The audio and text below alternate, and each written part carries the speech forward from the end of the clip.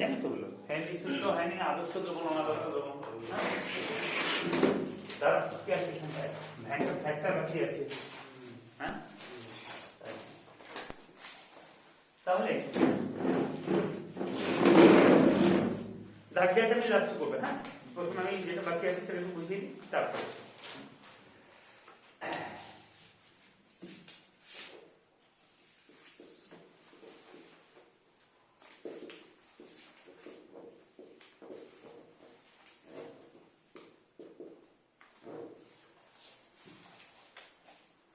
Either 22 degree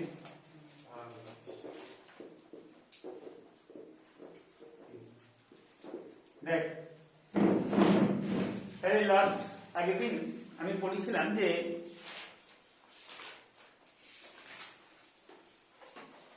van টাফের অভিসরণ চাপ সম্পর্কিত সমীকরণ, ঠিক আছে, পড়ানো হয়ে গিয়েছিল এবং ওটার সঙ্গে দেখো পিভি ইকুয়ালস টু এনআরটি সমীকরণের মিল দেখিয়ে দিয়েছিলাম, ঠিক আছে, সাদৃশ্য দেখানো হয়েছিল। তো পিভি সমান এনআরটি সমীকরণের সাদৃশ্য দেখানো হয়েছিল। ওকে, আচ্ছা, এইবার চলে এসো যে তোমরা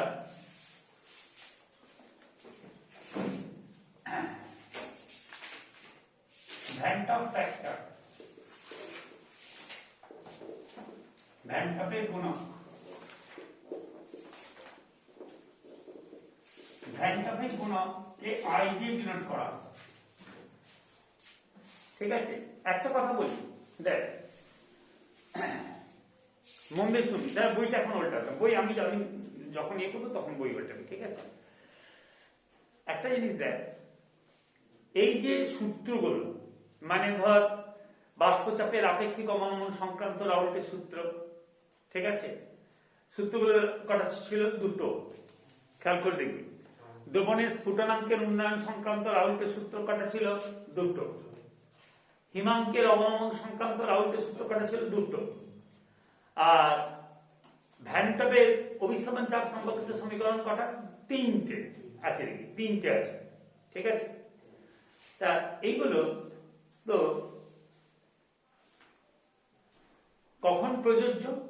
এইগুলো না বলা হয়েছিল দ্রাব অনুদ্বায়ী, প্রথম হচ্ছে লঘু দ্রবণ, খেয়াল করে দেখ, লঘু দ্রবণ, দ্রাব কি অনুদ্বায়ী কঠিন, লঘু দ্রবণ, দ্রাব হচ্ছে কি অনুদ্বায়ী কঠিন, আর একটা কি তড়িৎ অবিশ্লেষ্য অসংযোজিত, তাই তো? প্রত্যেকটা মানে এই সূত্রগুলোর প্রযোজ্যতা যদি বলে তাহলে আলাদা করে মনে রাখার দরকার নেই, ঠিক আছে। তাহলে দ্রবণ কি হতে হবে? লঘু দ্রবণ হতে হবে, 1 নম্বর পয়েন্ট। আর 2 নম্বর পয়েন্ট কি হবে? দ্রাবকে শুধু কঠিন বলবি না কিন্তু, কারণ কঠিন তো উদ্বায়ী হয়, তাহলে অনুদ্বায়ী কঠিন, তড়িৎ অবিশ্লেষ্য অসংযোজিত, হয়েছে তো?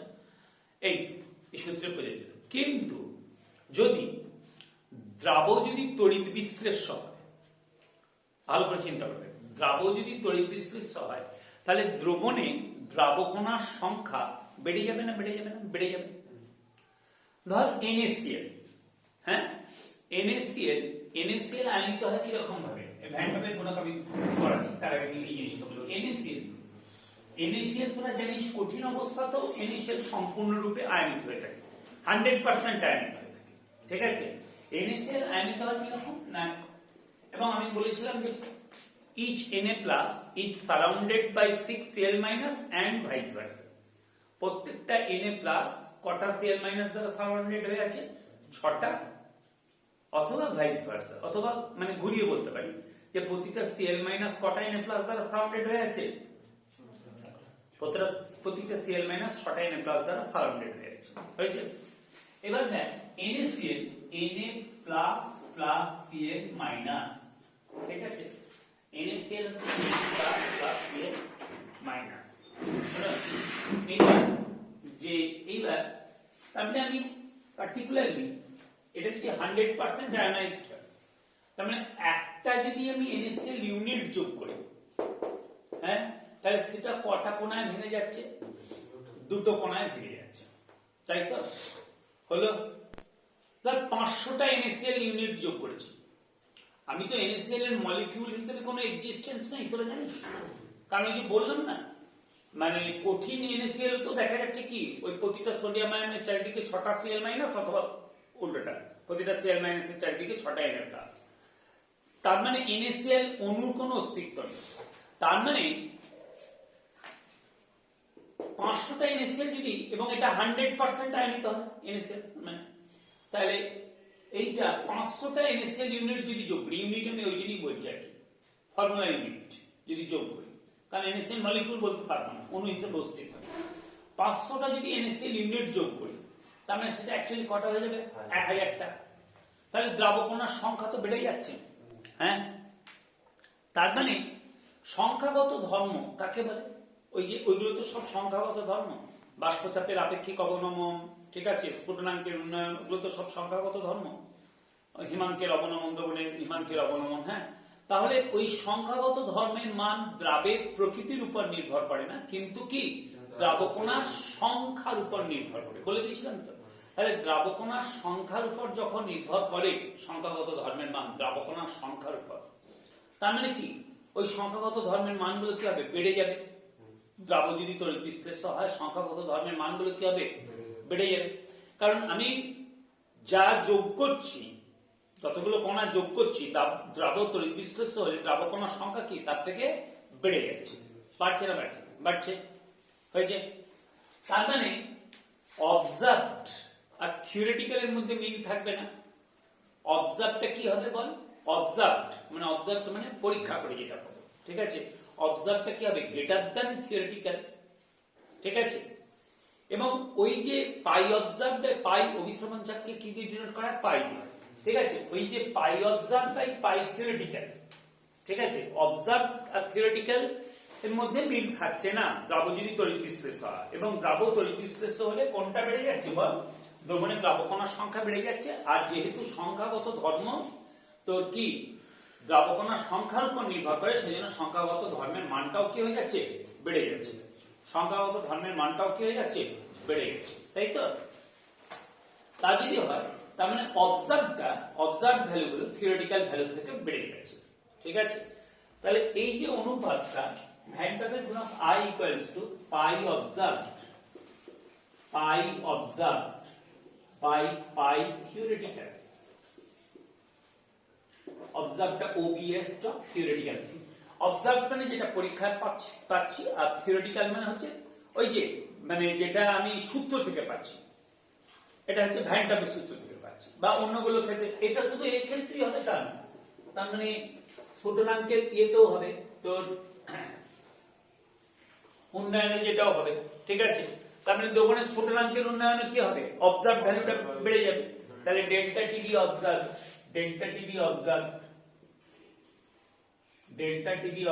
বাই ডেল্টা টিভি কি বল? থিওরিটিক্যাল ইকুয়ালস টু উপরে অবজার্ভটা সবসময় খেয়াল রাখবে। হ্যাঁ, আবার দেখ delta TF observe by delta TF কি বল? থিওরিটিক্যাল। সবগুলি কিন্তু মানে এটা কি হিমাঙ্কের অবনমন হয়েছে, ডট ডট। এবার বাষ্পচাপের আপেক্ষিক অবনমনটাও ওরকমই হলো। এইবার তাহলে দ্রাব তড়িৎ বিশ্লেষ্য হলে বেড়ে যাচ্ছে, ঠিক আছে। দ্রবণের দ্রাবকণার সংখ্যা বেড়ে যাচ্ছে, তাই তো? মানে আমি যতগুলো যোগ করছি তার থেকে কি হচ্ছে? বেশি হয়ে যাচ্ছে। এটা পরিষ্কার বুঝতে পারছিস? আমি NaCl দিয়ে বোঝালাম। আর দ্রাব যদি সংযোজিত হয়, যেমন ধর তোর বেঞ্জয়িক অ্যাসিড, ঠিক আছে, মানে বেঞ্জয়িক অ্যাসিড না, ধর অ্যাসিটিক অ্যাসিড, ঠিক আছে। মানে অ্যাসিটিক অ্যাসিড, বেঞ্জয়িক অ্যাসিড এগুলো তো ডাইমার গঠন করে। অ্যাসিটিক অ্যাসিড, বেঞ্জয়িক অ্যাসিড এগুলো কি ডাইমার গঠন করে, ঠিক আছে। এইবার যদি তোর অ্যাসিটিক অ্যাসিড দ্রাবকে, ঠিক আছে, কি বললাম? অ্যাসিটিক বা অন্য মানে কোন জৈব দ্রাবকে, আমি মানে দ্রাবকটাকে আমি বলছি না, জৈব দ্রাবকে, ঠিক আছে, ওকে। জৈব দ্রাবকে ওরা তো ডাইমার গঠন করে। ডাইমার মানে অ্যাসিটিক অ্যাসিড ডাইমার গঠন করে তো। বেঞ্জয়িক অ্যাসিড কি করে? ডাইমার গঠন করে, হয়েছে জৈব দ্রাবক। আচ্ছা, ওই যে ডাইমার গঠন করছে তার মানে কি দুটো কণা সংযোজিত হয়ে একটা কণায় পরিণত হচ্ছে। তার মানে সেখানে কি যে সংখ্যা মানে ব্যাপারটা কি হচ্ছে, যতগুলো আমি দ্রাবকণা যোগ করছি তার থেকে দ্রাবকণার সংখ্যার মানটা কি হয়ে যাচ্ছে, কমে যাচ্ছে, কারণ দুটো কণা সংযোজিত হয়ে একটা কণায় পরিণত হচ্ছে। ওকে, বুঝতে পেরেছিস? তাহলে জৈব দ্রাবকে যদি অ্যাসিটিক অ্যাসিড, বেঞ্জয়িক অ্যাসিড এগুলো কি করি, ওকে, তাহলে তারা কি হচ্ছে, ডাইমার গঠন করে। এই রকম মানে যারা মানে ওরা ডাইমার গঠন করে মানে কি, দুটো অণু সংযোজিত হয়। পড়েছিস এটা? হাইড্রোজেন বন্ধন যখন পড়েছিলাম, খেয়াল করে দেখ, হাইড্রোজেন বন্ধন ক্লাস 11 অ্যাসিটিক অ্যাসিড ডাইমার গঠন করে আমি বলেছিলাম, খেয়াল করে দেখবি। ঠিক আছে, অষ্টভুজাকৃতি বলয়, হ্যাঁ, ওটা ক্লাস 11 এ পড়ানো হয়েছে। তার মানে দুটো কোণা সংযোজিত হয়ে কি হয়ে যাচ্ছে, একটা কোণায় পরিণত হচ্ছে, তাই তো? তাহলে এইটুকু বুঝতে পারা যাচ্ছে যে দ্রাবকণার সংখ্যাটা কি হয়ে যাচ্ছে, কমে যাচ্ছে। আর এগুলো সংখ্যাগত ধর্ম দ্রাবকণার প্রকৃতির উপর নির্ভর করে না, দ্রাবকণার সংখ্যার উপর নির্ভর করে। তার মানে সংখ্যাগত ধর্মের মানটা সেখানে কি হয়ে যাচ্ছে, কমে যাচ্ছে। তাহলে সেক্ষেত্রে অবজার্ভটা কমে যাচ্ছে থিওরিটিক্যালের থেকে।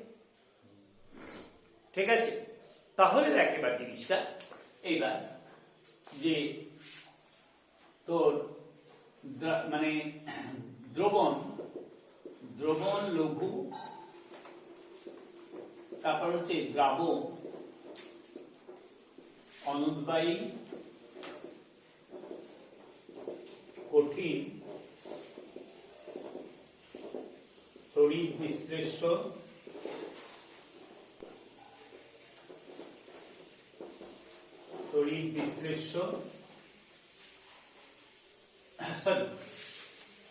অনুদ্বায়ী, কঠিন, তড়িৎ অবিশ্লেষ্য, তড়িৎ বল অবিশ্লেষ্য,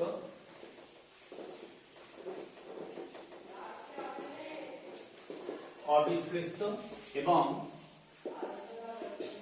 দ্রবণ হচ্ছে লঘু, আর দ্রাবক, অনুদ্বায়ী, কঠিন, তড়িৎ অবিশ্লেষ্য এবং অসংযোজিত হলে তখন কি এইগুলো তো সমান, মানে পাই অবজার্ভড সমান কি পাই থিওরিটিক্যাল, ওকে, বা ডেল্টা টিভি অবজার্ভড,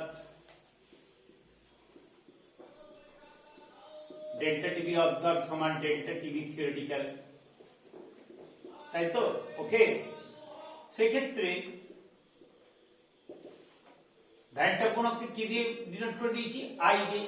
সেক্ষেত্রে আই সমান কি 1, আই সমান 1 হচ্ছে, হলো দ্রাবক। তো এবার দেখ, এটা হচ্ছে 1 নম্বর কেস। এই যে এই দ্রবণটাকে বলা হচ্ছে আদর্শ দ্রবণ। এই দ্রবণটাকে কি বলা হয়, সাধারণত আদর্শ দ্রবণ আমি বলতে পারি। হ্যাঁ, আদর্শ দ্রবণের ক্ষেত্রে I ইকুয়ালস টু কত, 1 হয়েছে। এইবার তিনটে কেস, এটা একটা স্টার দিয়ে দিলাম, হয়েছে। হ্যাঁ, এরপর এটা জাস্ট বক্স করে রাখ, মানে এটা বক্স করে রাখ, এটা NaCl এ দিয়ে মানে ওই ভেঙে যায়, Na প্লাস আর Cl মাইনাস। এবার দ্রাবক তড়িৎ বিশ্লেষ্য হলে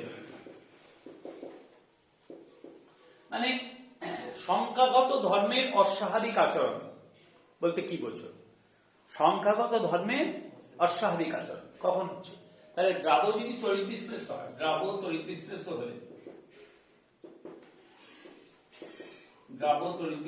হলে দ্রবণে কি হয়, দ্রবণের দ্রাবকণা কি হয়, আয়নিত হয়ে যায়। দ্রবণে দ্রাবক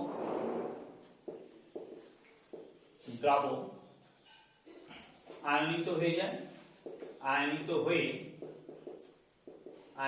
যায়, ফলে দ্রবণে কমা দিয়ে লিখি, ফলে দ্রবণে দ্রাবকণার সংখ্যা কি হয় বল, দ্রাবকণার সংখ্যা বৃদ্ধি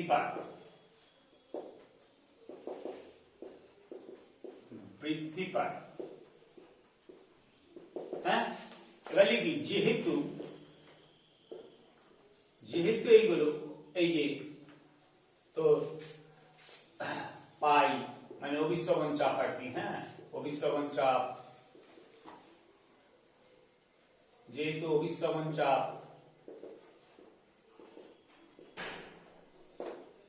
এটা দ্রবণের যেহেতু দ্বারা যেহেতু দ্রবণের, এটা লিখি দ্রবণের,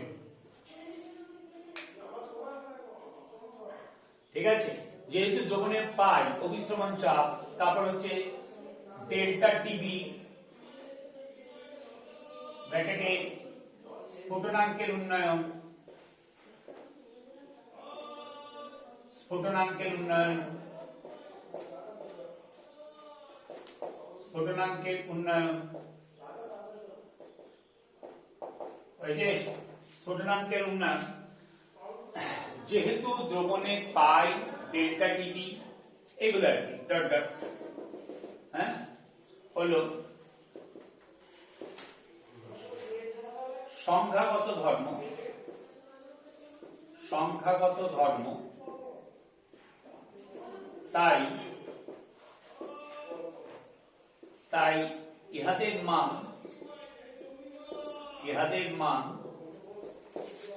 মান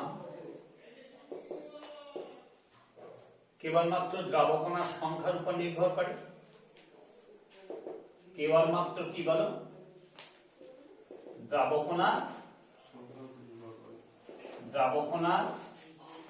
সংখ্যার উপর নির্ভর করে, দ্রাবকণার সংখ্যার উপর নির্ভর করে।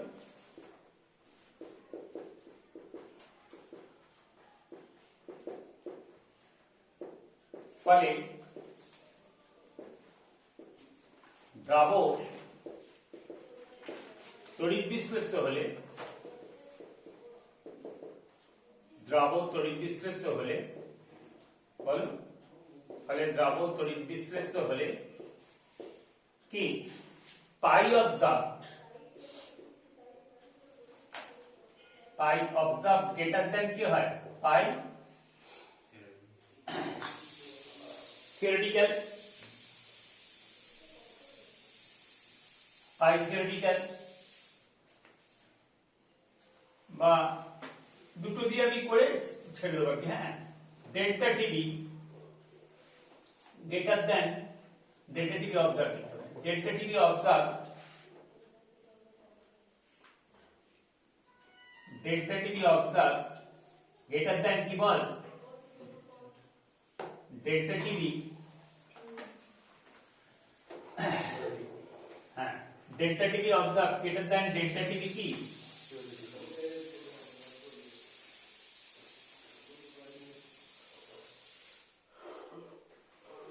Delta TB observe greater than delta TB theoretical, ঠিক আছে। তাহলে কি বললাম, যেহেতু দ্রবণের অভিস্রবণ চাপ, যেহেতু দ্রবণের পাই অভিস্রবণ চাপ ডেল্টা টিবি স্ফুটনাঙ্কের উন্নয়ন দিয়ে ডট ডট দিবি, চার অন্যগুলো লিখিনি, হলো সংখ্যাগত ধর্ম, তাই ইহাদের মান কেবলমাত্র তাই ইহাদের মান কেবলমাত্র দ্রাবকণার সংখ্যার উপর নির্ভর করে। ফলে দ্রাবক তড়িৎ বিশ্লেষ্য হলে পাই অবজার্ভ গ্রেটার দেন কি, পাই থিওরিটিক্যাল বা delta TB observe greater than delta TB theoretical হয়। তাই সেক্ষেত্রে আগে বলে দিয়েছিস ভ্যান টাবের গুণক আই বলে দিয়েছিস, তাই সেক্ষেত্রে আই গ্রেটার দেন কি হয়, I greater than 1 হয়, I greater than 1। এইবার একদম পার্টিকুলার কোশ্চেন পড়ে I সমান 2 বলতে কি বলছো, সেই জন্য সেটার ক্ষেত্রে কি লিখতে হবে, সেটার ক্ষেত্রে তো এটা প্রথম লিখলি, ঠিক আছে, তারপর লিখবি মানে ওই জায়গায়, মানে যদি বলে কখন I1, কখন I greater than 1, কখন I less than 1 বা এইটা সেটা এটা লিখছি, কিন্তু পার্টিকুলার তাহলে I1 কোন ক্ষেত্রে বুঝতে পেরেছিস, I greater than 1 কোন ক্ষেত্রে বুঝতে পেরেছিস, হ্যাঁ এটা এরকম কোশ্চেন যে দ্রবণের সংখ্যাগত ধর্মের অস্বাভাবিকতা বলতে কি বোঝো, তখন এই জিনিসটা আমি যেটা লিখি সেটা লিখতে হবে, ওকে। হ্যাঁ, এবার I ইকুয়ালস টু 2 বলতে কি বোঝায়? I ইকুয়ালস টু 2 তার মানে কি পাই অবজার্ভ পাই থিওরিটিক্যালি দ্বিগুণ হবে, ঠিক আছে? তাহলে I এটা এটা যদি পরে তবেই লিখি, সেজন্য এটা বক্সের মধ্যে রাখছি, ঠিক আছে? মানে আগে লিখে নি তারপর বক্স করব। হ্যাঁ, I ইকুয়ালস টু 2 বলতে বোঝায়, I ইকুয়ালস টু 2 বলতে বোঝায় মানে এতটা এইটা লেখার পর এটা বলতে হবে, বুঝতে পেরেছিস তো? এটা হ্যাঁ, I ইকুয়ালস টু 2 বলতে বোঝায় 2 বলতে 2 I ইকুয়ালস টু 2 বলতে I ইকুয়ালস টু 2 হলে I ইকুয়ালস টু 2 হলে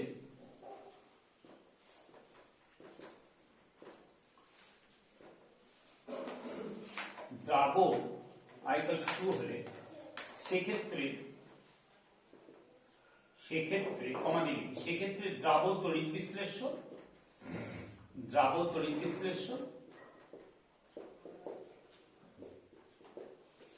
সেক্ষেত্রে দ্রাব তড়িৎ বিশ্লেষ্য এবং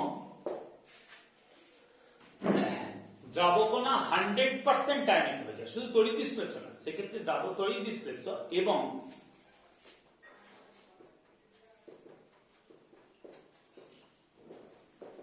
দ্রাব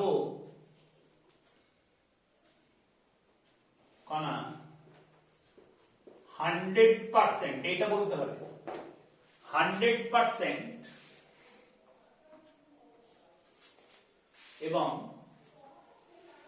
একটি দ্রাবকণা দ্রাব তড়িৎ বিশ্লেষ্য এবং একটি দ্রাবকণা দ্রবণে এবং একটি দ্রাবকণা লিখেছি, একটিটা লিখেছিস তো, এবং একটি দ্রাবকণা আবার লিখবি দ্রবণে 100%, দ্রবণে 100% আয়নিত হয়ে 100% আয়নিত হয়ে 100% আয়নিত হয়ে এই 100% আয়নিত না হলে কিন্তু দ্বিগুণ পুরোপুরি হবে না। কি বললাম বুঝতে পেরেছি? ধর আমি 200 মোল NaCl যোগ করেছি, NaCl এর ক্ষেত্রে কি হয় 100%ই আয়নিত হয়ে যায়, তার মানে ওটা কত মোল হয়ে যাবে? 400 মোল হয়ে যাবে, মানে কণা সংখ্যার বিচারে আমি ওকে কণা সংখ্যার বিচারে হ্যাঁ বুঝলাম না কি করে হচ্ছে বলছি না না দ্বিগুণ হয় সেটা বুঝতে পেরেছিস তো? হ্যাঁ আচ্ছা, NaCl এর ক্ষেত্রে 100% আয়নাইজেশন হয়, কিন্তু অনেকের ক্ষেত্রে তো 100% আয়নাইজেশন হয় না, মানে ধর 70% আয়নাইজেশন হয়, তার মানে যতগুলো কণা, আচ্ছা এটা 70% আয়নাইজেশন মানে জানিস 70% আয়নাইজেশন মানে কি বলতে চাইছেন? মানে 100 মোলের মধ্যে 70 মোল আয়নিত হয়, তার মানে সবগুলো তো ভাঙছে না, ওকে? তার মানে সেখানে একটা ইউনিট ভেঙে দুটো কণা দিলেও দ্বিগুণ কি হবে? সবগুলো তো ভাঙেনি, কি হলো কথাটা বুঝতে পেরেছিস? ধর 70% আয়নিত হয়, তার মানে 100 মোলের মধ্যে 70 মোল আয়নিত হয়, তার মানে সেখানে একটা ইউনিট ভেঙে দুটো কণা দিলেও সব ইউনিট গুলো তো ভাঙেনি, তার মানে দ্রাবকণা কি পুরোপুরি দ্বিগুণ হয়ে যাবে? হবে না তো, যতগুলো দ্রাবকণা যোগ করেছি তার দ্বিগুণ কি একদম ঠিক হবে? হবে না। কখন ঠিক দ্বিগুণ হবে? যদি সেটা 100% আয়নিত হয়, মানে 100 মোলের মধ্যে 100 মোলই আয়নিত হয়ে যায়। ধরতে পারলি ব্যাপারটা? এবার বুঝতে পেরেছিস? আচ্ছা, সেই জন্যই বলছি, তবে তো টুটা লিখতে পারবো কখন? টুটা লিখতে পারবো যখন আমি থিওরিটিক্যালি মানে ভাবছি যে এতগুলো দ্রাবকণা যোগ করেছি, কিন্তু প্র্যাকটিক্যালি কি হয়েছে একদম দ্রবণে দ্রাবকণার সংখ্যা তার দ্বিগুণ হয়ে গেছে, তাহলে তখনই তো পাই অবজার্ভ কি হবে? পাই থিওরিটিক্যালি দ্বিগুণ হবে, পাই অবজার্ভটা পাই থিওরিটিক্যালি দ্বিগুণ হবে, তখনই তো I ইকুয়ালস টু 2 হবে, ওকে? বুঝতে পেরেছিস?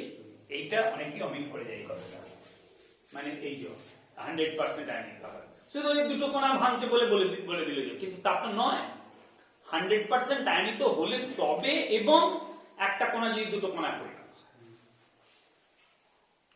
বুঝতে পেরেছিস? 70% আয়নিত হয়, তার মানে 100 মোলের মধ্যে 70 মোল আয়নিত হয়, তার মানে তো সব কণাগুলো তো ভাঙেনি, তার মানে কি করে দ্বিগুণ হবে কণার সংখ্যা? একটা কণা ভেঙে দুটো কণা পরিণত হয়, ঠিকই আছে, যে সব কণাগুলো তো ভাঙেনি, তার মানে যতগুলো কণা যোগ করেছি দ্রবণের দ্রাবক কণার সংখ্যা কি একদম পুরোপুরি তার দ্বিগুণ হয়ে যাবে? হবে না, সবগুলো তো ভাঙেনি। ওকে, ধরতে পারা গেছে। অথচ আই, তার মানে আই ইকুয়ালস টু যখন বলছি তখন মানে কি, যতগুলো দ্রাবক কণা যোগ করেছি প্র্যাকটিক্যালি কি হচ্ছে, দ্রাবক কণার সংখ্যা তার দ্বিগুণ হয়ে গেছে। তাহলে সেটা কখন হবে, সেটা কখন হবে, কারণ আই ইকুয়ালস টু মানে পাই অবজার্ভটা পাই থিওরিটিক্যালি দ্বিগুণ, তার মানে যতগুলো দ্রাবক কণা যোগ করেছি দ্রাবক কণার সংখ্যা দ্রবণে তার দ্বিগুণ হয়ে গেছে। তা সেটা কখন হবে, সেটা তখনই হবে আই ইকুয়ালস টু 2 হলে সেই ক্ষেত্রে দ্রাবক তড়িৎ বিশ্লেষ্য এবং একটি দ্রাবকণা দ্রবণে, ঠিক আছে, এবং একটি দ্রাবকণা বলা দরকার নেই, এবং দ্রাবক এখানে একটি বলে 100% আয়নিত হওয়া বলাটা ঠিক হচ্ছে না, এবং দ্রাবণে এবং দ্রাবক পর কমা দিবে, হ্যাঁ, এবং দ্রাবক ওগুলো কি, এবং দ্রাবক দ্রবণে 100% আয়নিত হয়ে যায় এবং একটি দ্রাবকণা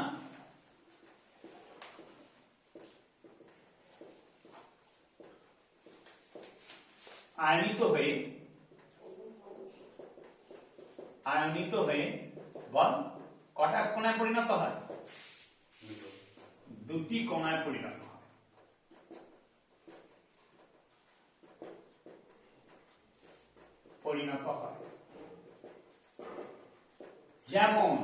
যেমন এবার এইটা তুই উদাহরণ দিয়ে দিতে পারিস কি, NaCl and A 100% আয়নিত হয়, বুঝতে পেরেছিস? তাহলে তো সব দিকগুলো তড়িৎ বিশ্লেষ্য 100% আয়নিত। এই ভিডিওটা চলছে না, চলছে? আচ্ছা, না সবগুলো তো মানে একটা কণা দুটো কণাতে পরিণত হলি যে তোর 2 টাইমস হয়ে যাবে তা নয়, মানে পাই অবজার্ভটা যে পাই থিওরিটিক্যালি দ্বিগুণ হয়ে যাবে তা নয় কিন্তু, তবে হ্যাঁ আই গ্রেটার দ্যান 1 হবে, কথাটা বুঝতে পেরেছি? আই গ্রেটার দ্যান 1 হবে, আই গ্রেটার দ্যান 1 হবে, ধরতে পারা গেল না? পারা গেল, হ্যাঁ, আই গ্রেটার দ্যান 1 হবে। তার একটা কণা দুটো কণায় পরিণত হলো, তার মানে যে আই ইকুয়ালস টু 2 তা নয় কিন্তু, এটাই মানে তোদের মানে ম্যাক্সিমামের এই ধারণাটা গড়ে ওঠে। হবে না তখন, তার মানে আই গ্রেটার দ্যান 1 হবে, ওই জন্যই তো আমি বললাম, কিন্তু এই ধারণাটা গড়ে ওঠে না তোদের, সে যদি ক্লিয়ার করে দিলাম, কি বললাম বুঝতে পেরেছি? আই গ্রেটার দ্যান 1 হবে অবশ্যই, কারণ সেখানে তো দ্রাবকণা কি হচ্ছে, আয়নিত হয়ে যাচ্ছে, তার মানে কি হয়ে যাচ্ছে, আমি যতগুলো দ্রাবকণা যোগ করছি প্র্যাকটিক্যালি হচ্ছে দ্রাবকণার সংখ্যা দ্রবণে তার থেকে বেশি হয়ে যাচ্ছে ন্যাচারালি। তাহলে অবজার্ভ গ্রেটার দ্যান মানে সংখ্যাগত ধর্মগুলোর অবজার্ভ ভ্যালুটা থিওরিটিক্যাল ভ্যালু থেকে বেশি হয়ে যাচ্ছে, তার মানে আই গ্রেটার দ্যান 1 হচ্ছে। কিন্তু সেটা তো লিখে দিয়েছি প্রথমে, হ্যাঁ, এরপর আমি বলছি যে এটা যদি আলাদা করে কোশ্চেন পড়ে আই ইকুয়ালস টু 2 বলতে কি করছো, তার মানে তখন তো এটা লিখতেই হবে, এইটা প্রথমে এইটা ভ্যান টাপের গুণক এটা লিখলি, এটা তখন না লিখলেও চলবে, এইটা তখন না লিখলেও চলবে, যে আই ইকুয়ালস টু বলতে কি করছো, এইটা ভ্যান টাপের গুণক আইটা লিখলি, এইটা লেখার দরকার নেই, তখন এইটা লিখলি, তারপর এইটা লিখছিস, হয়েছে? ধরতে পারলি? আই ইকুয়ালস টু 2 হলে সেক্ষেত্রে দ্রাবক তড়িৎ বিশ্লেষ্য এবং দ্রাবক দ্রবণে 100% আয়নিত হয়ে যায় এবং একটি দ্রাবকণা আয়নিত হয়ে দুটি কণায় পরিণত হয়, ঠিক আছে? যেমন NaCl একটা কণা আয়নিত হয়ে দুটো কণায় পরিণত, তো আরো অনেক উদাহরণ আছে, কিন্তু যদি মৃদু তড়িৎ বিশ্লেষ্য হয় সেখানে I সমান 2 তো হবে না, ওকে? তাহলে এবং দ্রাবক দ্রবণে 100% আয়নিত হয়ে যায় এবং একটি দ্রাবকণা আয়নিত হয়ে দুটি কণায় পরিণত হয়, যেমন NaCl দিয়ে Na+ Cl-, হয়েছে? তারপর উপরে লিখছে, হ্যাঁ এখানে লিখতে অসুবিধা হচ্ছে,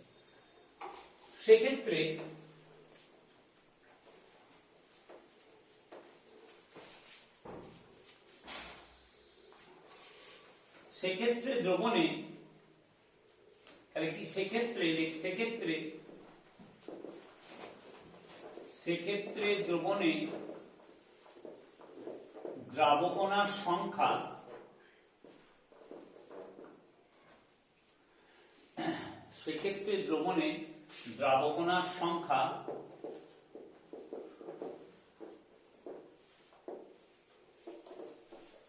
কি হয়ে যাচ্ছে?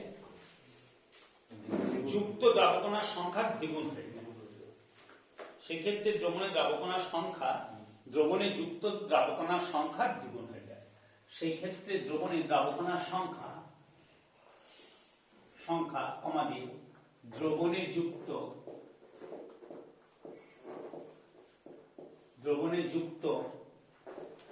দ্রাবকণার সংখ্যার দ্বিগুণ হয়ে যায়। দ্রবণে যুক্ত দ্রাবকণা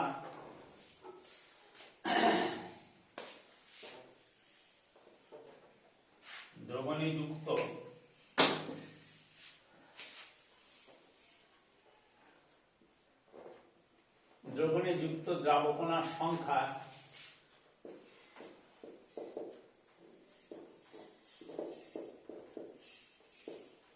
দ্বিগুণ হয়ে যাবে।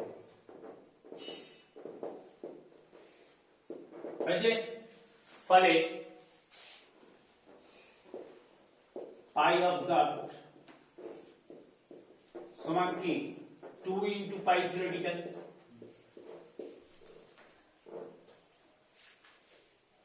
একটা দিক বলছি, ঠিক আছে? তাহলে পাই অবজার্ভড কি হয়ে যায় 2 ইন্টু পাই থিওরিটিক্যাল। কারণ আগে যেটা বলে দিয়েছিস তুই i equals to 2 বলতে কি বলছো? প্রথমে তো ভ্যান টপ গুণক বললি, তারপর এইটা বলে এইটা বলছিস, ঠিক আছে? তাহলে পাই অবজার্ভ সমান 2 ইন্টু পাই থিওরিটিক্যাল। হ্যাঁ, তাই i তখন 2 হয়। তাই i সমান, তাই i এর মান তখন 2 হয়। i এর মান তখন 2 হয়। ওকে, বুঝলি? তাহলে এইটা কখন লিখবি?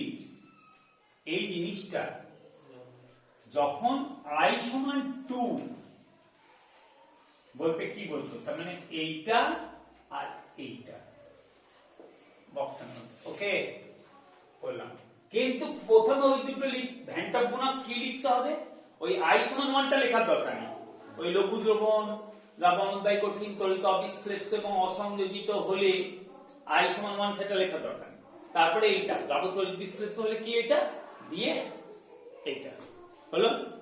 আমি এইটা কেন লিখলাম? সেই ক্ষেত্রে দ্রবণের দ্রাবকণার সংখ্যা দ্রবণে যুক্ত দ্রাবকণার সংখ্যা দ্বিগুণ হয়ে যায়। হ্যাঁ, তাই তো। সেক্ষেত্রে দ্রবণে দ্রাবকণার সংখ্যা প্রকৃতভাবে দ্রাবকণার সংখ্যা দ্রবণে যুক্ত দ্রাবকণার সংখ্যার দ্বিগুণ হয়ে যায় না?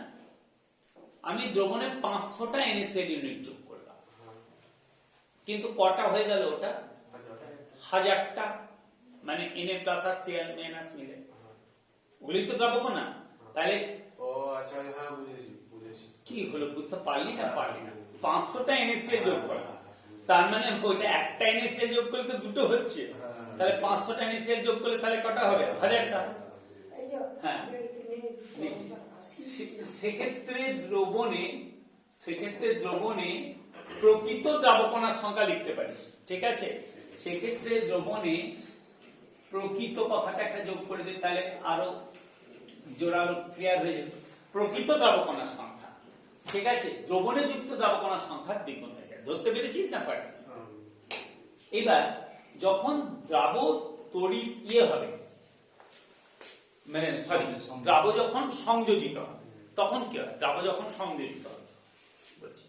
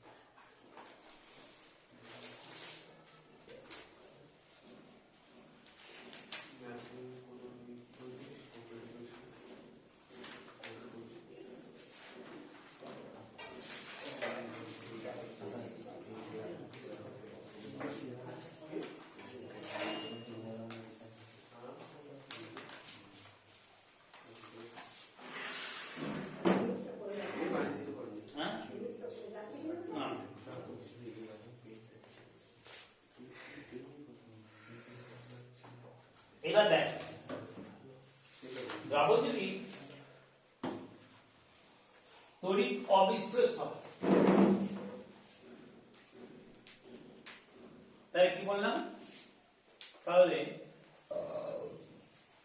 এবার লিখ সরি তড়িৎ অবিশ্লেষ দ্রাব যদি সংযোজিত হয় ঠিক আছে এবার তিনটে পয়েন্ট আমি করেছিলাম প্রথম হচ্ছে দ্রাব কি বল অনুদ্বায়ী কঠিন মানে লঘু দ্রবণ অনুদ্বায়ী কঠিন তড়িৎ অবিশ্লেষ্য অসংযোজিত তারপরে পয়েন্টটা করলাম দ্রাব তড়িৎ বিশ্লেষ্য মানে প্রথম ক্ষেত্রে আই সমান 1 হয়েছিল দ্রাব তড়িৎ বিশ্লেষ্য হলে আই গ্রেটার দ্যান 1 মানে দ্রবণের অস্বাভাবিক ধর্ম বলতে কি বলবো এইগুলো লিখতে হবে তখন এটা আলাদা করে আই সমান 2 টা লিখতে হবে না কিন্তু ওকে কিন্তু কোন কোশ্চেন পড়ে আর কি আই সমান 2 বলতে কি বোঝো NaCl দ্রবণে আই সমান 2 বলতে কি বোঝো কি বললাম বুঝতে পেরেছিস তাও বুঝতে পেরেছিস অ্যানসারটা লিখিয়ে দিলাম তখন ভ্যান্টপ গুণক তড়িৎ বিশ্লেষ্য মানে ভ্যান্টপ গুণক লেখার পরেই দ্রাব তড়িৎ বিশ্লেষ্য হয়ে এটা আরম্ভ করতে দিয়ে এটা ওকে এইবার দ্রাব স্টার্টিং দ্রাব সংযোজিত হলে দ্রাব সংযোজিত হলে দ্রবণে সংযোজিত হলে অর্থাৎ ডাইমার মানে কি জিনিসটা ডাইমার মানে দুটো অণু সংযোজিত হয়ে একটা দুটো কোণা সংযোজিত একটা কোণা পরিণত হয় অর্থাৎ ডাইমার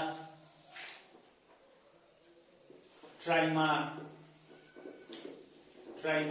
ঠিক আছে ইত্যাদি ডাইমার কমাদি ট্রাইমার ইত্যাদি ইত্যাদি গঠন করলে ডাইমার ট্রাইমার ইত্যাদি গঠন করলে কি হয় বল ইত্যাদি গঠন করলে দ্রবণে বলো দ্রবণে প্রকৃত দ্রাবকণার সংখ্যা কি বল দ্রবণে যুক্ত দ্রাবকণার সংখ্যা কমে যায় হ্যাঁ দ্রবণে প্রকৃত দ্রাবকণার সংখ্যা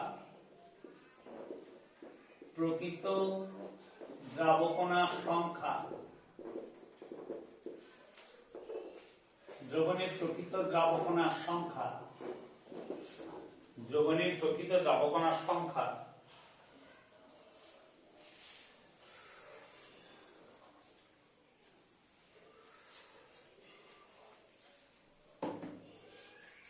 দ্রবণের প্রকৃত দ্রাবকণার সংখ্যা দ্রবণে যুক্ত দ্রাবকণার সংখ্যা বল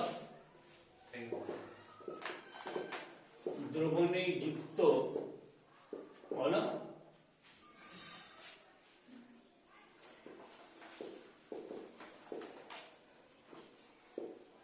দ্রাবকণার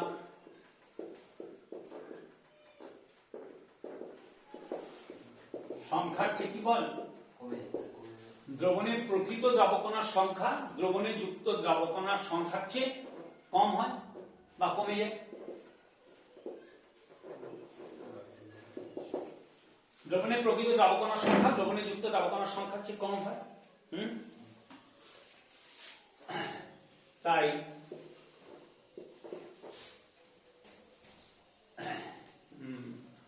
পাই কি বললাম পাই অবজার্ভ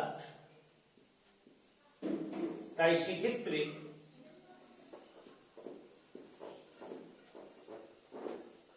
সেক্ষেত্রে পাই অবজার্ভ লেস দ্যান কি বল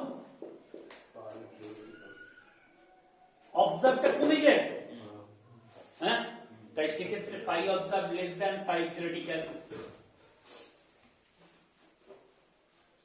বা ডেল্টা টিবি অবজার্ভ মানে অবজার্ভটা কমে যাবে কারণ দ্রাবকণার সংখ্যাটা কমে যাচ্ছে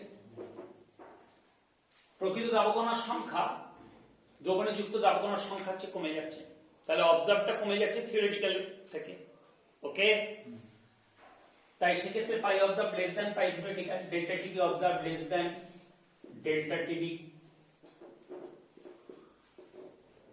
থিওরিটিক্যাল হয় হয়েছে। আচ্ছা এবার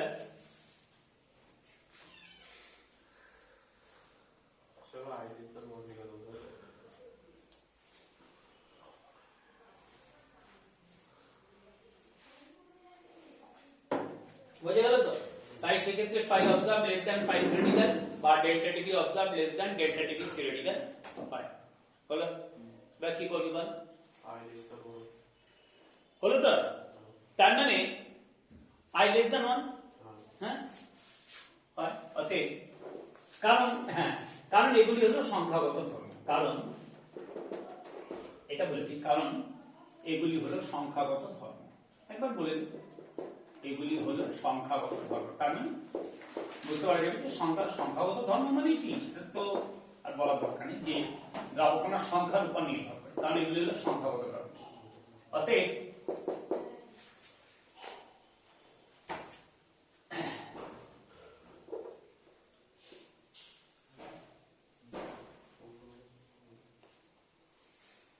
সেক্ষেত্রে আমি লিখছি তো, তাই তখন আই লেস দ্যান 1 হলো। বোঝা গেল? এইবার যদি বলে আই সমান 0.5 বলতে কি বোঝে?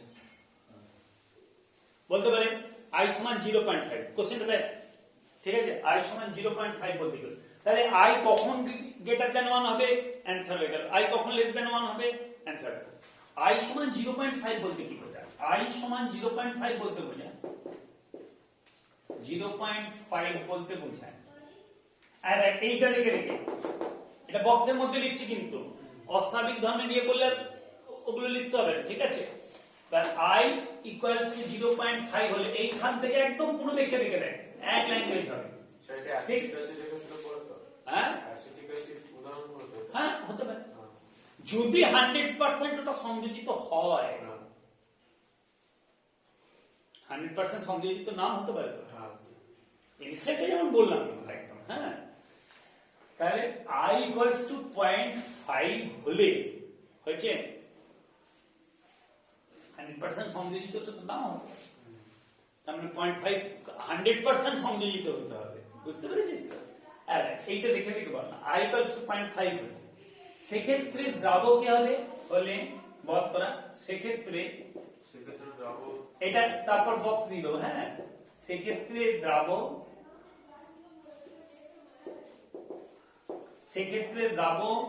সংযোজিত, সেক্ষেত্রে দ্রাব সংযোজিত এবং দ্রাব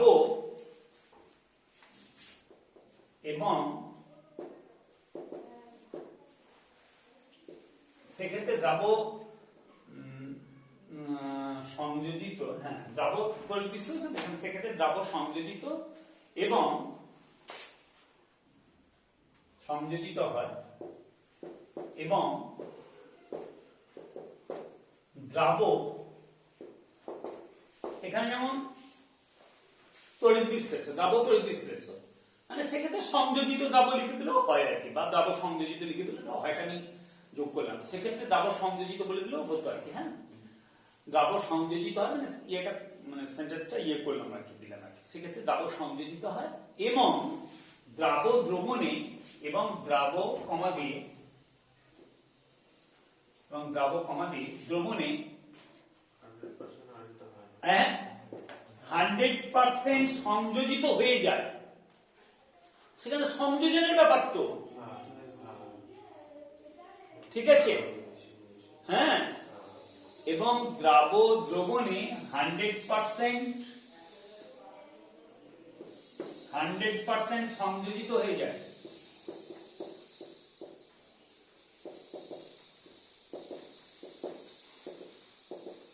সংযোজিত হয়ে যায় এবং দ্রাব দ্রবণে 100% সংযোজিত হয়ে যায় এবং হয়েছে, এবং দ্রাব দ্রবণে সংযোজিত হয় এবং দ্রাব দ্রবণে 100% সংযোজিত হয়ে যায়।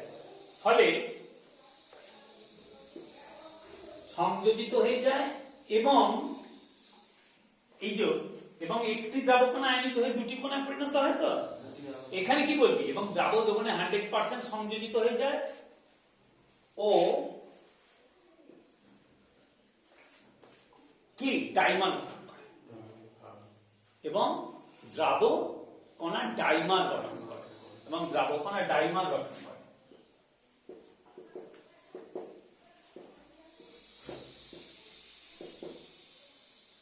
ডাইমার গঠন করে ডাইমার গঠন করে মানে কি ওই দুটো দ্রাবক কণা সংযোজিত হয়ে একটি কণা করে আর সেটাকে অ্যানালিসিস করা দরকার নেই ঠিক আছে ও দ্রাবক কণা ডাইমার গঠন করে ঠিক আছে হয়েছে তাহলে বুঝতে পেরেছিস I = 0.5 মানে 100% সংযোজিত হলেই হবে কিন্তু পুরো মানে অর্ধেক কারণ ধর হ্যাঁ ডাইমার গঠন করছে কিন্তু সমস্তগুলি যদি সংযোজন না হয় তাহলে যুক্ত দ্রাবকণা কি অর্ধেক হবে পুরোপুরি অর্ধেক হবে হবে না তো 100% সংযোজন হলেই হবে হয়েছে সেটাই বলছে I = 0.5 হলে সেক্ষেত্রে দ্রাব সংযোজিত হয় এবং দ্রাব দ্রবণে 100% সংযোজিত হয়ে যায় ও দ্রাবকণা ডাইমার গঠন করে হয়েছে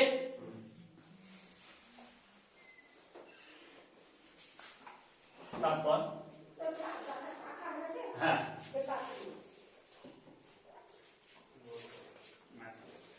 এই যে দিয়ে তারপরে এইটা লিখবি তারপর কোনটা লিখবি বলতো এই তাই এইটা তাই দ্রবণে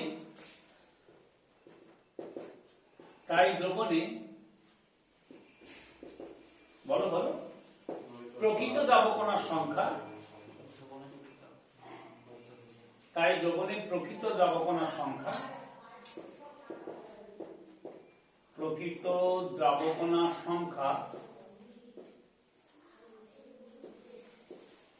তাই দ্রবণে প্রকৃত দ্রাবকণার সংখ্যা কমাদি দ্রবণে যুক্ত দ্রাবকণার সংখ্যা দ্রবণে যুক্ত দ্রাবকণার সংখ্যা কি হয় দ্রাবকণার সংখ্যা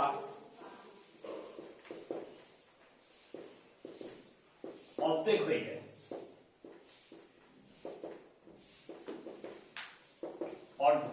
হয়ে যায়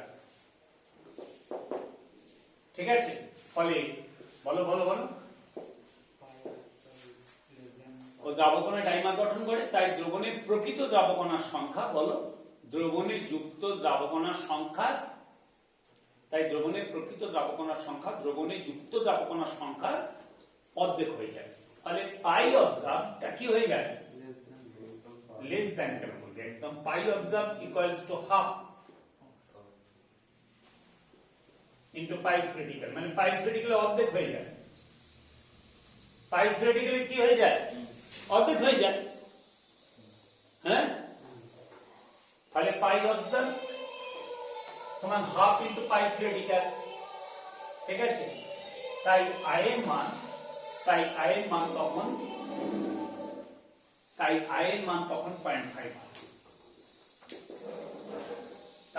I এর মান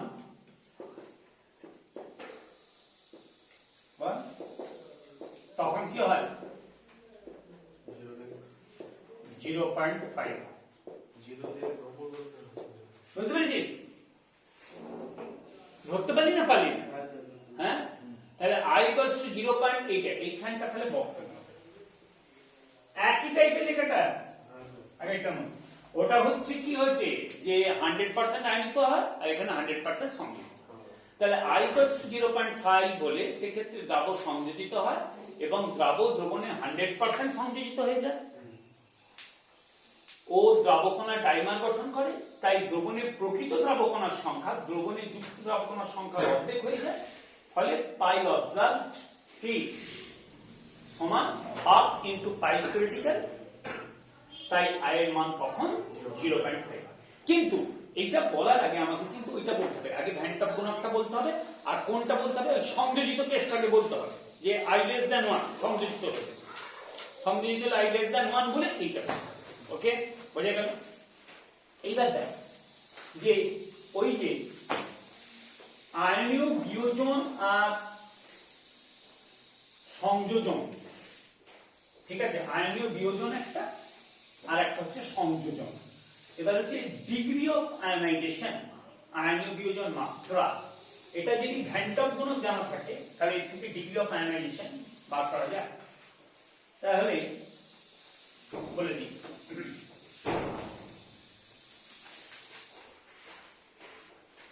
খেয়াল কর জি, হ্যাঁ তড়িৎ বিশ্লেষণ হলে I is equal to 1 তড়িৎ তড়িৎ না আমি অবিশ্বাস তড়িৎ অবিশ্বাস, দিই তাই তো প্রথম পয়েন্টটা তো তাই লিখেছি। দেখছি আমি সব দেখিয়ে দেবো, তো তখন বই ঘাটতে হবে না, ঠিক আছে? আমি ফিজিক্যাল ওইরকম ভাবে পড়ানো তো আমি বিশ্বাসী নেই, ঠিক আছে? ওই বই দেখে দেখে দেখে দেখে প্রথমে ইয়ে করবো, আগে বোঝাবো, কনসেপ্ট তৈরি করবো, তারপর বই থেকে আমি থেকে রাখবো। আগে খাতা পড়বি, তারপর বই খাতা পড়লে বইটা পড়া হয়, ঠিক আছে? খাতা পড়ে তারপর বইটা দেখবি, ওই ফিজিক্যাল বই দেখে দেখে পড়াবো, ঠিক আছে? হলো জিনিসটা। এরপর দেখ জিনিসটা যে ডিগ্রি অফ আয়নাইজেশন, ঠিক আছে? তাহলে আলফা আয়নীয় বিয়োজন মাত্রা,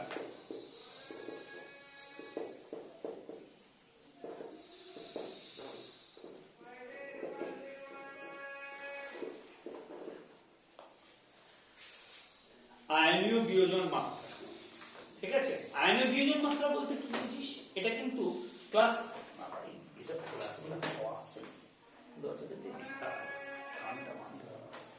আচ্ছা, আয়নীয় বিয়োজন মাত্রা বলতে কি বুঝিস? এটা কিন্তু ক্লাস 11 কিন্তু পড়াশোনা হয়েছে। তড়িৎ বিশ্লেষের মোট মোল সংখ্যা ভগ্নাংশ আয়নিত হয়ে যায়, তাই না? তড়িৎ বিশ্লেষের মোট মোল সংখ্যার যত ভগ্নাংশ কি আয়নিত হয়ে যায়, তাই তো? সেটাই তো আয়নীয় বিয়োজন মাত্রা বলা হয়েছিল। তড়িৎ বিশ্লেষের মোট মোল সংখ্যার যত ভগ্নাংশ আয়নিত হয়ে যায়। তার মানে এখানে পড়ে দিতে মাস্কটা পড়ানো, মাস্ক পরে পড়ানো যায় না। আচ্ছা, এবার দেখ তাহলে আয়নীয় বিয়োজন মাত্রা আলফা ইকুয়ালস টু, আচ্ছা বলছি এটা কি, তড়িৎ বিশ্লেষে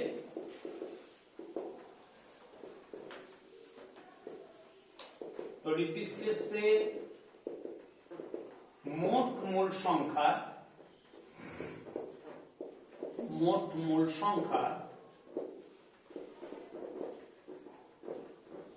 যত ভগ্নাংশ, মোট মোল সংখ্যার যত ভগ্নাংশ আয়নিত,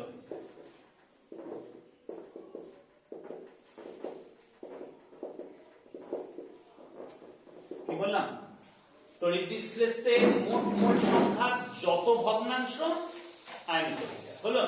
তড়িৎ বিশ্লেষের মোট মোল সংখ্যা যত ভগ্নাংশ দ্রবণে আয়নিত হয়ে যায়, যত ভগ্নাংশ, এটা কি দ্রবণে আয়নিত হয়ে যায়। মোট মোল সংখ্যার যত ভগ্নাংশ দ্রবণে আয়নিত হয়ে যায়। ধর 20 মোল আছে দিয়েছি, তার মধ্যে 5 মোল আয়নিত হলো, তাহলে 5 মোলটা 20 মোলের কত ভগ্নাংশ? 5/20।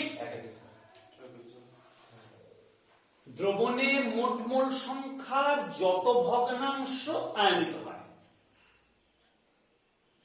হয়েছে 20 মোল আছে, 5 মোল আয়নিত হয়েছে, তাহলে 5 মোলটা 20 মোলের কত ভগ্নাংশ? 5/20। বুঝতে পেরেছিস? তাহলে আয়নীয় বিয়োজন মাত্রা কত? 1/4.5। ওকে, তার মানে ভুলিয়ে কি বলতে পারি?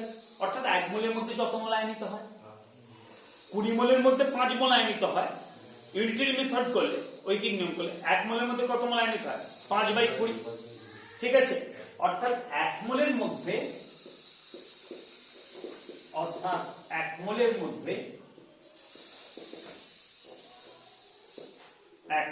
মধ্যে যত মোল আয়নিত হয় যত মোল আয়নিত হয়, 1 মোলের মধ্যে যত মোল আয়নিত কি বল আয়নিত হয়, অর্থাৎ 1 মোলের মধ্যে যত মোল আয়নিত হয়, হ্যাঁ, তাকে ওই তড়িৎ বিশ্লেষে 1 মোলের মধ্যে যত মোল আয়নিত হয় সেই সংখ্যাকে, এটা কোনো একক নেই, হ্যাঁ, সেই সংখ্যাকে ওই তড়িৎ বিশ্লেষে কি আর লিখবো না, এই ড্যাশ ড্যাশ দিয়ে দেবো, কি আয়নি বিয়োজন মাত্রা বলবো, সেই সংখ্যাকে ওই তড়িৎ বিশ্লেষে আয়নি বিয়োজন মাত্রা বলবো। তার মানে আলফার মানটা কত থেকে কত মধ্যে রান করে বলতো? আলফা লাইজ in between দেখ খেয়াল কর, in between 0 to 1, alpha lies in between 0 to 1, 0 থেকে 1। দেখ 0 কখন হবে? যদি না ভাঙে, একদমই ভাঙে। শুনবি মন দিয়ে, এগুলো কনসেপ্টটা তৈরি করি। ধর 100 মোল দিয়েছে, একটু ভাঙে,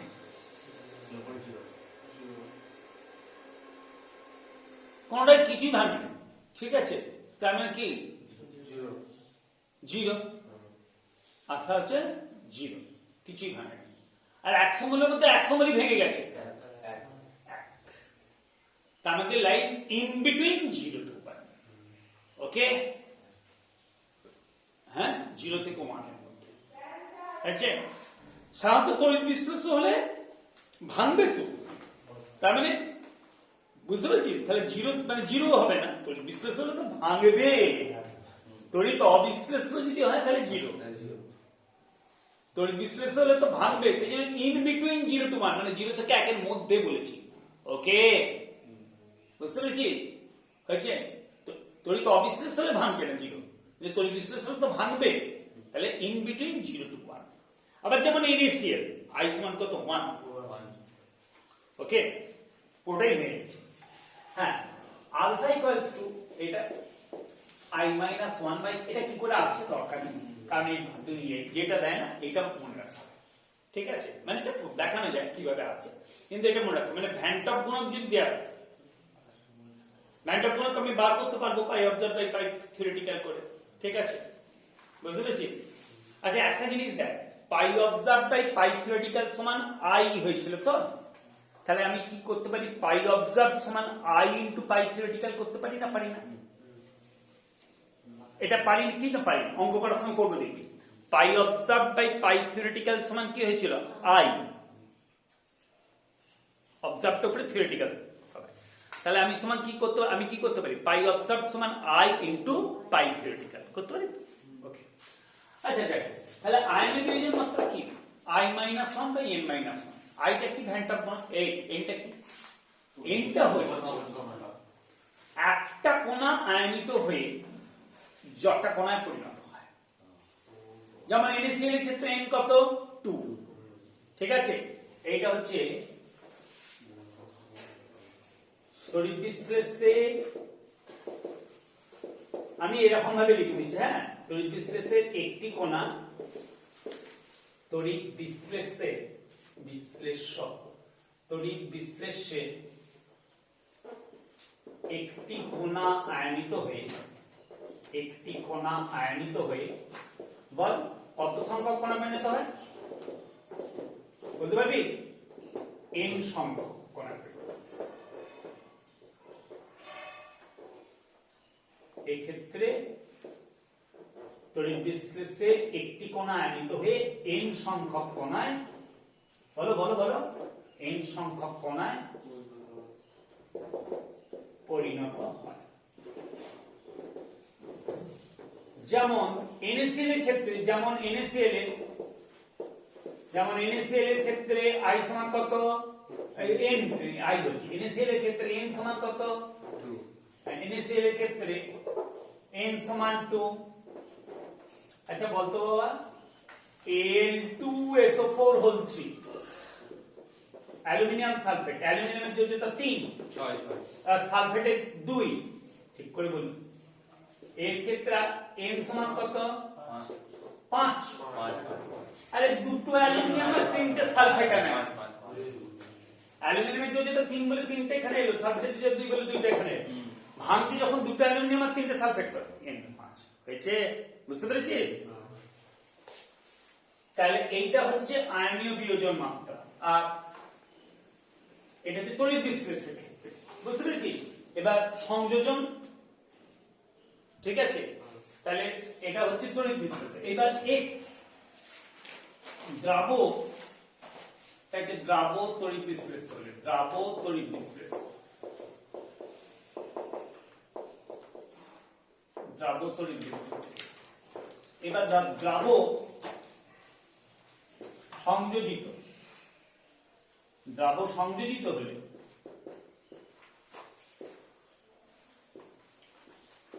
দ্রাবক সংযোজিত হলে বলো বলো বলো বলো দ্রাবক সংযোজিত হলে x বলো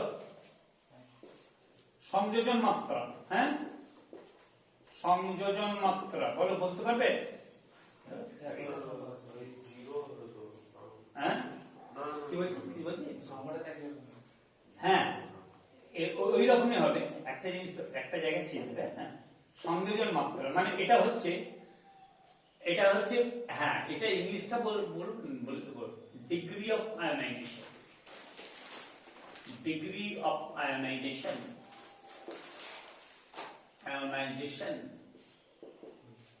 হ্যাঁ এই যে আয়নীয় বিয়োজন মাত্রা ইংলিশটা আর দ্রাবক সংযোজিত হলে সংযোজন মাত্রা degree of association degree of association degree of association দেখো ইকুয়ালস টু এই একই টাইপের i - 1 বাই 1 বাই n এটা হচ্ছে 1 বাই n এইটা -1 এই যে সংযোজন মাত্রা বলতে মুখস্থ করে নিবি হ্যাঁ অঙ্ক করতে কাজে লাগবে সংযোজন মাত্রা বলতে কি তাহলে কি তড়িৎ বিশ্লেষণ বলা যাবে না ঠিক আছে তাহলে সংযোজিত দ্রাবের ক্ষেত্রে মোট মোল সংখ্যার যত ভগ্নাংশ সংযোজিত হয়ে যায় ঠিক আছে তাহলে সংযোজিত দ্রাবের ক্ষেত্রে সংযোজিত দ্রাবের ক্ষেত্রে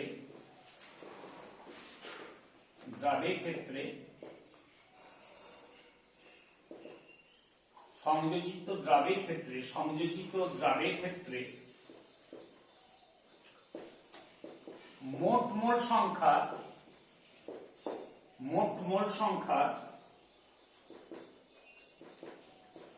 মোট মোল সংখ্যার যত ভগ্নাংশ কি বলো যত ভগ্নাংশ বল সংযোজিত দ্রাবের ক্ষেত্রে মোট মোল সংখ্যা যত ভগ্নাংশ সংযোজিত হয়ে যায় আর পরেরটা লিখছি না হ্যাঁ মানে ওইটা অর্থাৎ এক মোলের মধ্যে যত মোল সংযোজিত হয় ওটা লিখছি না বুঝতে পেরেছিস তো সংযোজিত দ্রাবের ক্ষেত্রে মোট মোল সংখ্যার যত ভগ্নাংশ সংযোজিত হয়ে যায় ডট ডট দিয়ে দিচ্ছি হ্যাঁ হয়েছে অর্থাৎ এক মোলের মধ্যে যত মোল সংযোজিত হয় সেই সংখ্যাকে ওই তড়িৎ বিশ্লেষণ না সেই সংখ্যাকে ওই সংযোজিত দ্রাবে ঠিক আছে সংযোজন মাত্রা পাবে হ্যাঁ ওই সংযোজিত দ্রাবের সংযোজন মাত্রা বা ওটা না লিখলেও হয় জানিস তো এইটা মানে এটা ক্লিয়ার করে বলার জন্য এটা বললাম এই যে মোট মোল সংখ্যা আগেটা যেমন তড়িৎ বিশ্লেষণে মোট মোল সংখ্যার যত ভগ্নাংশ আয়নিত হয়ে যায় এখানে যদি বলিস যে সংযোজিত দ্রাবের ক্ষেত্রে মোট মোল সংখ্যার যত ভগ্নাংশ সংযোজিত হয়ে যায় সেই সংখ্যাকে সংযোজিত দ্রাবে কি বলো সংযোজন মাত্রা বলা ঠিক আছে এবার হোয়াট ইজ n nটা কি হচ্ছে মানে n সংখ্যক কণা সংযোজিত হয়ে একটি কণায় পরিণত হয় এটা উল্টোটা n সংখ্যক কণা সংযোজিত হয়ে একটি কণায় পরিণত হয় বুঝতে পেরেছিস n সংখ্যক কণা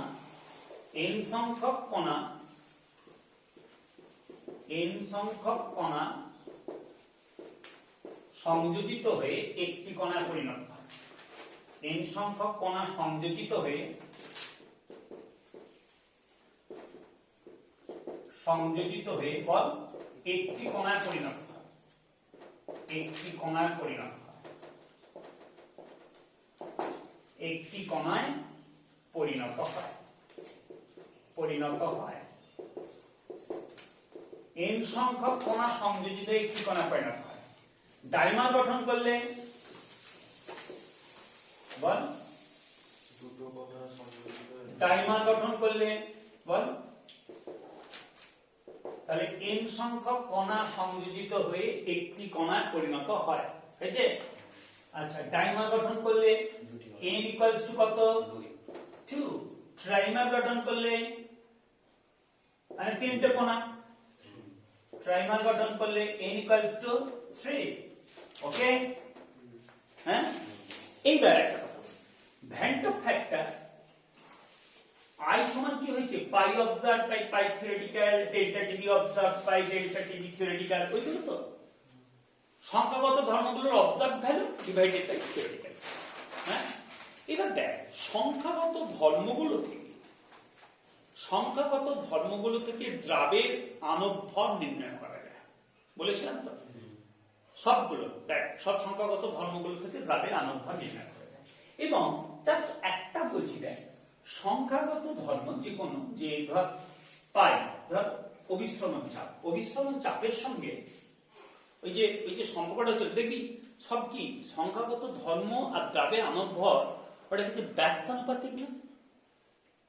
দেখ যখন সূত্রটা তুই বার করেছিস, দেখ আনভর নির্ণয় ক্ষেত্রে আগে যেটা বার করেছিস কি আছে, এমটা তলায় আছে কিনা, আর দেখ এই যে জিনিসটা হয়েছিল, দেখ পাই ইকুয়ালস টু, আমি দেখাচ্ছি এইটা তো সিআরটি কি রে বাবা, হ্যাঁ pi equals to CRT N by V, এইটা হয়েছিল তো।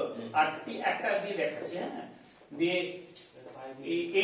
এনটা হচ্ছে মোল সংখ্যা, তাহলে ডাব্লিউ বাই এন কি রে বাবা, মোল সংখ্যা সমান গৃহীত ভর বাই গ্রামিক একক বাই গ্রামাণবিক ভর, তাহলে ডাব্লিউ বাই এন, আর তলায় আবার ভি ছিল 8টি। সবগুলোর ক্ষেত্রে দেখবি এনটা কি আসছিল, তলায় আসছে, এইটা যখন বলছি, তাই তো? তার মানে অ্যাকচুয়ালি এই যে সংখ্যাগত ধর্ম, ঠিক আছে, তার মানে হচ্ছে সংখ্যাগত ধর্মের মান, সংখ্যাগত ধর্মের মান ভ্যারিজ অ্যাজ 1 বাই দ্রাবের কি আনভর, মানে দ্রাবের আনভর, এটা কি 1 বাই দ্রাবের আনভর। ওকে, অবশ্যই অন্যগুলো কি কি কনস্ট্যান্ট থাকতে হবে, এটা আর কিছু বলার অপেক্ষা রাখে না, ঠিক আছে? অন্যগুলোকে যদি কনস্ট্যান্ট থাকতে হবে, এটাকে বলার কিছু অপেক্ষা রাখে, বলার অপেক্ষা রাখে না, হয়েছে? এগুলোকে অন্যগুলোকে কি কনস্ট্যান্ট থাকতে হবে, অন্যগুলোকে কনস্ট্যান্ট থাকতে হবে, এগুলো বলার অপেক্ষা রাখে, হয়েছে? সংখ্যাগত ধর্মের মান 1 বাই দ্রাবের আনভর, তার মানে দেখ ভ্যান্ট অফ গুণক আই, ঠিক আছে, ভ্যান্ট অফ গুণক আই, ভ্যান্ট অফ এর গুণক আই, আমি কি বলতে পারি, ভ্যান্ট অফ এর গুণক আই সমান, ওখানে ছিল কি pi observe by pi theoretical, তো হ্যাঁ pi observe by pi theoretical, delta TV observe by delta TV theoretical. তাহলে এখানে আমি কি করতে পারি বল, তাহলে উল্টে যাবে, ওটা ছিল pi observe by pi theoretical, একটা দিয়ে করছি, তারপর delta TV observe by delta TV theoretical, একটা বললাম, হচ্ছে? এবার এটা উল্টে যাবে, তাহলে এটা কি হয়ে যাবে, এম থিওরিটিক্যাল, হয়েছে? M theoretical by M observe, হয়েছে? এমটা কি দ্রাবের আনভর, হয়েছে? এমটা হচ্ছে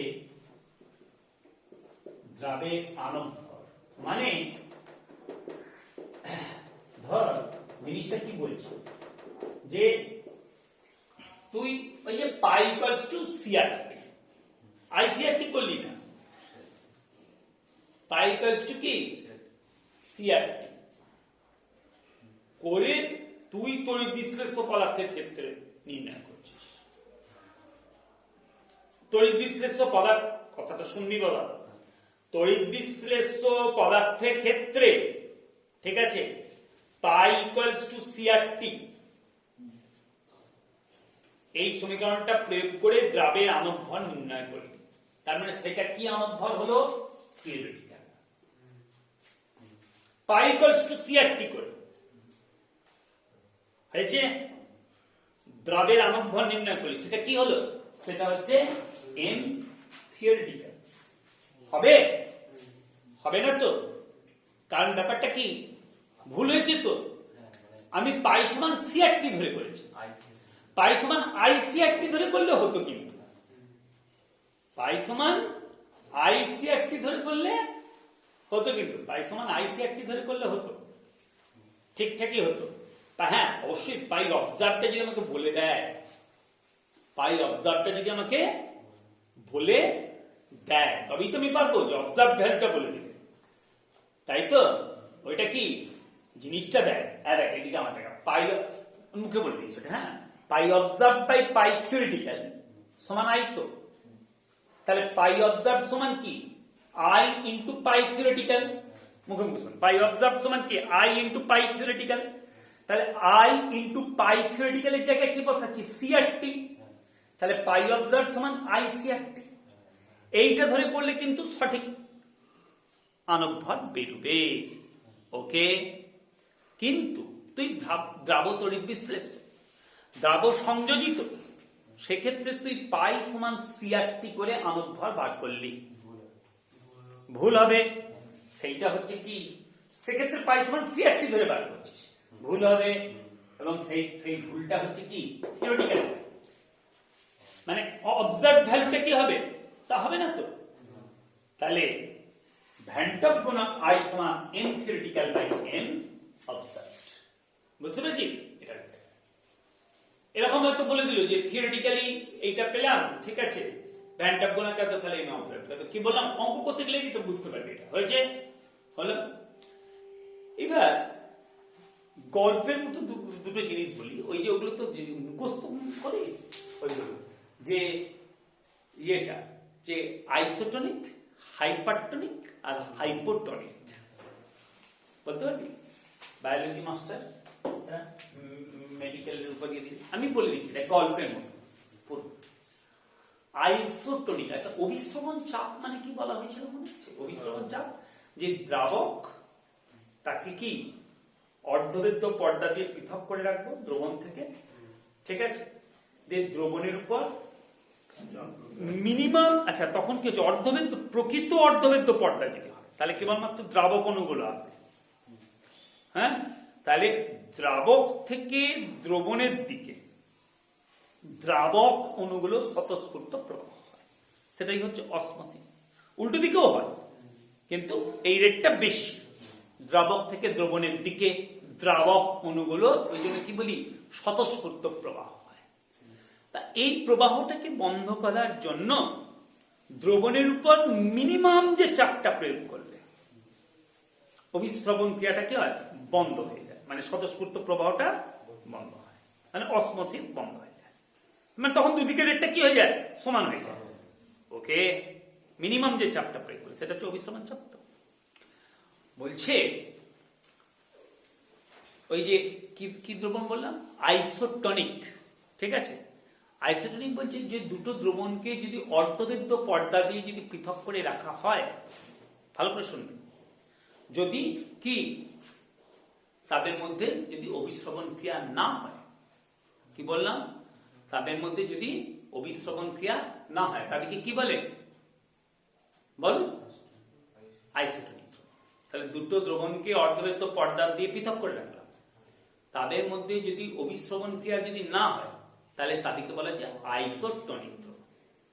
আচ্ছা, অভিস্রবণ ক্রিয়া যদি না হয় তার মানে কি, দুটো দ্রবণের কি চাপ সমান, অভিস্রবণ চাপটা সমান। দুটো দ্রবণ অর্ধবেদ্য পর্দা দিয়ে পৃথক করে রেখেছি, আমরা জানি তো যে লঘু দ্রবণ আর গাঢ় দ্রবণকে যদি অর্ধবেদ্য পর্দা দিয়ে পৃথক করে রাখি, ওকে, তাহলে কোন দ্রবণ থেকে কোন দ্রবণের দ্রাবক অণুর স্বতঃস্ফূর্ত প্রবাহ হবে, লঘু দ্রবণ থেকে গাঢ় দ্রবণ।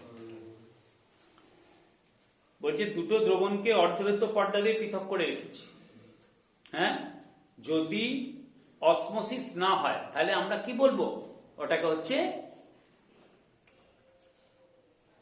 আইসোটোনিক দ্রবণ, আইসোটোনিক দ্রবণ হয়েছে। সেক্ষেত্রে আইসোটোনিক দ্রবণের ক্ষেত্রে তার মানে কি দুটো দ্রবণের অভিস্রবণ চাপ সমান, হ্যাঁ দুটো দ্রবণের অভিস্রবণ চাপ সমান, হ্যাঁ ব্র্যাকেটটি পর্দাটাকে কি হতে হবে, প্রকৃত অর্ধবেদ্য পর্দা হতে হবে, হয়েছে। তার মানে আইসোটোনিক দ্রবণের ক্ষেত্রে, তার মানে আইসোটোনিক, এগুলো আমাকে সংজ্ঞা উদাহরণ করতে হবে, আইসোটোনিক, আইসোটোনিক দ্রবণ, তাহলে আমি একে বলি আইসোটোনিক দ্রবণ, তার মানে দুটো দ্রবণের অভিস্রবণ চাপ সমান, ঠিক আছে। এইবার ধর দুটো দ্রবণ আছে, একটা হচ্ছে পাই এ আর একটা হচ্ছে পাই, মানে এ আর বি দুটো দ্রবণ, হ্যাঁ আমি মানে জাস্ট মুখে বলেছি, ঠিক আছে, এ আর বি দুটো দ্রবণ, তাহলে দুটো দ্রবণের অভিস্রবণ চাপ সমান।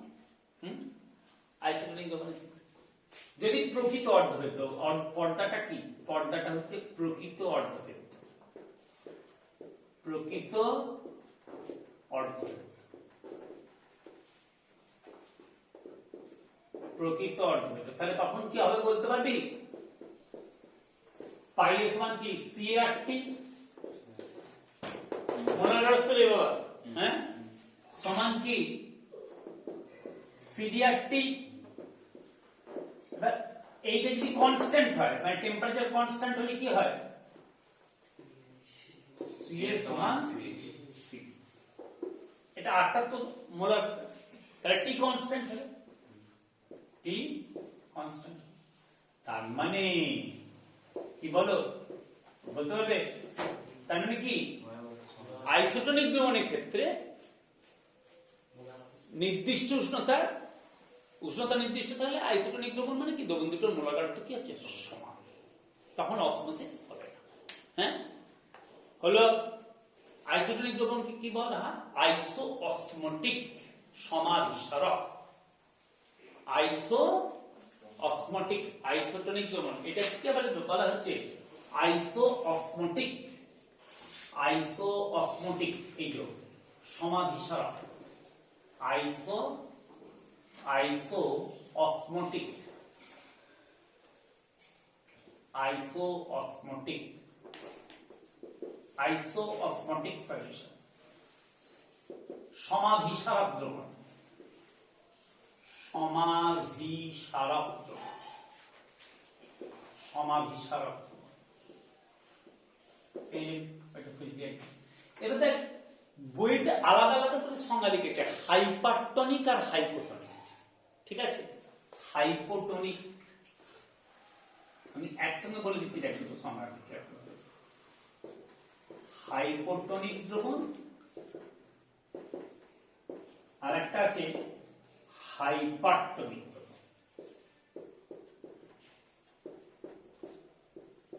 হাইপোটনিক সলিউশন, হ্যাঁ আর একটা হচ্ছে হাইপারটনিক সলিউশন। আচ্ছা হাইপার মানে কি, সবকিছুতে বেশি বেশি, তার মানে হাইপারটেনশন বেশি, হাইপার অ্যাসিডিটি মানে হাইপারটেনশন, যেটা ব্লাড প্রেসার কি হাইপারটেনশন, হাইপার অ্যাসিডিটি যেটা বেশি অ্যাসিডিটি হয় হাইপার অ্যাসিডিটি, তাহলে হাইপারটনিক, হাইপারটনিক তার মানে খেয়াল কর, হাইপারটনিক বলছে দুটো দ্রবণকে, দেখ একসঙ্গে বলে দিচ্ছি কিরকম, দুটো দ্রবণকে যদি অর্ধবেদ্য পর্দা দিয়ে, প্রকৃত অর্ধবেদ্য পর্দা দিয়ে যদি পৃথক করে রাখা হয়, ঠিক আছে, তাহলে কি বল, মানে একটা দ্রবণের যদি গাঢ়ত্ব কম হয় আর একটা দ্রবণের গাঢ়ত্ব যদি বেশি হয়, ঠিক আছে, বুঝতে পেরেছিস তো, এটা মানে দুটো দ্রবণের গাঢ়ত্ব সমান যদি হয়ে যায় নির্দিষ্ট উষ্ণতায়, সেটা কি হয়ে যাচ্ছে আইসোটোনিক। একটা ধর লঘু দ্রবণ আর একটা হচ্ছে গাঢ় অর্ধবেদ্য, প্রকৃত অর্ধবেদ্য পর্দা দিয়ে পৃথক করে দিয়েছে, হ্যাঁ তাহলে কোন দ্রবণ থেকে কোন দ্রবণের দিকে অভিস্রবণ ক্রিয়াটা হবে বল, মানে লঘু বলবি, ওরকম বলবি, লঘু দ্রবণ থেকে, আমি আগে বলি তারপর বলেছিস ঠিক। লঘু বলেছিস লঘু দ্রবণ থেকে গাঢ়, আমি সংজ্ঞাটা বলছি তো, দুটো ভিন্ন গাঢ়ত্বের দ্রবণকে অর্ধবেদ্য পর্দা দিয়ে পৃথক করে রাখলে, ঠিক আছে, লঘু দ্রবণ থেকে গাঢ় দ্রবণের দিকে দ্রাবক অণুগুলো স্বতঃস্ফূর্ত প্রবাহ হয়, ঠিক আছে, তাই তো? এটা তো জানিস। এই লঘু দ্রবণটাকে ওই গাঢ় দ্রবণের সাপেক্ষে কি বলে? হাইপোটনিক দ্রবণ। আর ওই গাঢ় দ্রবণটিকে লঘু দ্রবণের সাপেক্ষে কি বলে? হাইপারটনিক দ্রবণ। দুটো আলাদা করে সেন্টেন্স দিয়ে লিখেছে ওরা। কি বললাম বুঝতে পেরেছিস? দুটো ভিন্ন গাঢ়ত্বের দ্রবণকে অর্ধবেদ্য পর্দা দিয়ে পৃথক করে রেখেছি, প্রকৃত অর্ধবেদ্য পর্দা দিয়ে। লঘু দ্রবণ থেকে গাঢ় দ্রবণের দিকে দ্রাবক অণুগুলো কি হবে? স্বতঃস্ফূর্ত প্রবাহ হবে। হয়েছে? লঘু দ্রবণ থেকে গাঢ় দ্রবণের দিকে দ্রাবক অণুগুলো স্বতঃস্ফূর্ত প্রবাহ হবে, মানে অসমোসিস। এক্ষেত্রে লঘু দ্রবণটাকে দ্রাবক অণুগুলো স্বতঃস্ফূর্ত প্রবাহ, এক্ষেত্রে লঘু দ্রবণটাকে গাঢ় দ্রবণের সাপেক্ষে হাইপোটনিক দ্রবণ, হাইপোটনিক দ্রবণ, এবং গাঢ় দ্রবণটিকে লঘু দ্রবণের সাপেক্ষে হাইপারটনিক দ্রবণ। আমাদের যে লোহিত রক্তকণিকা, লোহিত রক্তকণিকার যে কোষীয় তরলটা না, সেটা হচ্ছে 0.8। তাহলে দুটো দ্রবণের ইয়ে হয়ে গেল। এবার উদাহরণগুলো, এইগুলো তোকে কি করতে হবে? এগুলো সংজ্ঞা উদাহরণ, ঠিক আছে, সংজ্ঞা ও উদাহরণ এগুলো তোকে তৈরি করতে হবে। আমি বলে দিচ্ছি, এগুলো তোকে তৈরি করতে হবে সংজ্ঞা ও উদাহরণ। দেখ, সংজ্ঞা ও উদাহরণ, দেখ গল্পের মতো বলে দিচ্ছি, আজকে পড়ে নিবি, খালি বুঝতে পারবি। লোহিত রক্তকণিকা, লোহিত রক্তকণিকার মধ্যস্থ কোষীয় তরল 0.84% NaCl দ্রবণে গাঢ়ত্বের সমান। লোহিত রক্তকণিকার মধ্যস্থ কোষীয় তরলের গাঢ়ত্ব 0.84%। কত বললাম? নরমাল স্যালাইন যেটাকে বলে 0.84% NaCl সলিউশন। NaCl সলিউশন আর লোহিত রক্তকণিকার মধ্যস্থ কোষীয় তরল, লোহিত রক্তকণিকা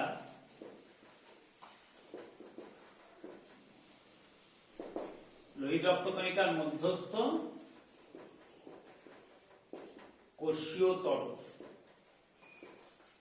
কোষীয় তরল,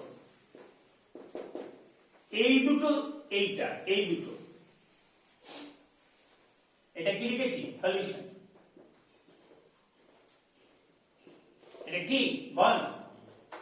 আইসোটনিক। এটা হচ্ছে নরমাল স্যালাইন,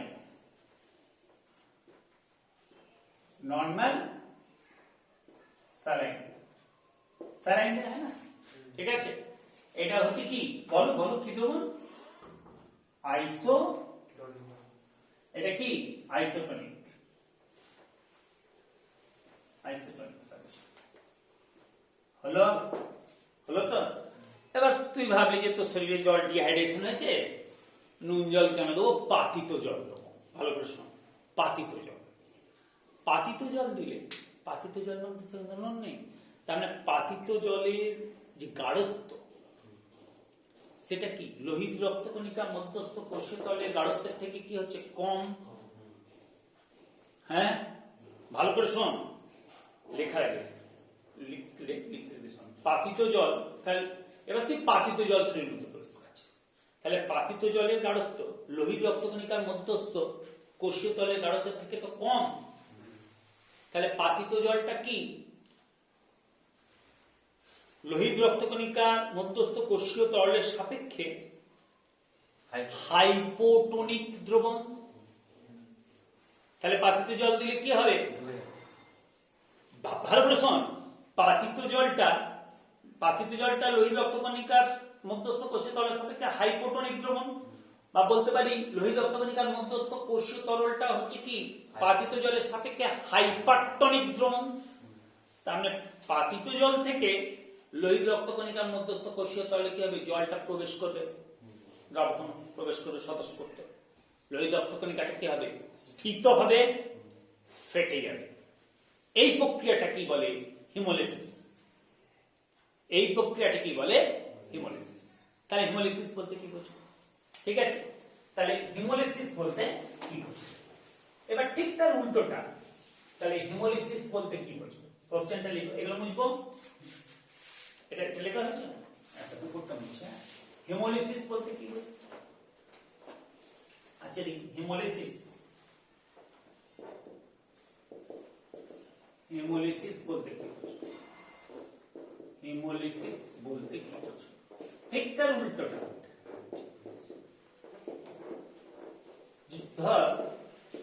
তাহলে আমি আর লিখছি না। এবার হচ্ছে ক্রিনেশন বলতে কি বোঝো? সংকোচন, ক্রিনেশন।